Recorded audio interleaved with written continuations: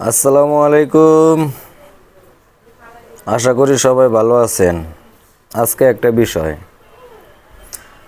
যখন এরশাদ সাহেব সরকারে ছিল তখন সেনাবাহিনীর অপব্যবহার করেছিলেন, স্বৈরাচার হয়ে তার পতন হয়েছে। আর কিছুদিন আগে সাবেক প্রধানমন্ত্রীও বাংলাদেশ ছেড়ে পালিয়ে গিয়েছেন।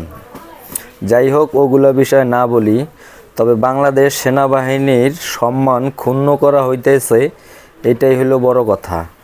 কিছুদিন পরে, এখন তো মানুষ, আগে আমরা ছোটবেলায় গ্রাম পুলিশ দেখলেও আমরা ভয়ে রাস্তায় বের হতাম না, পুলিশ তো দূরের কথা। আর এখন পুলিশকেও মানুষ সম্মান করতে চায় না পারতপক্ষে। আর বর্তমান সেনাবাহিনী যেভাবে কাজকাম করতেছে, হয়তো তাদের সম্মানটাও কিছুদিনের থাকবে, তারপরে তাদের সম্মানও ক্ষুণ্ণ হতে পারে। এই সমস্ত বিষয় নিয়ে বর্তমান দেশের যে পরিস্থিতি, সেনাবাহিনী হইল আপনার সার্বভৌমত্ব রক্ষা করবে, দেশ রক্ষা করবে সেনাবাহিনী।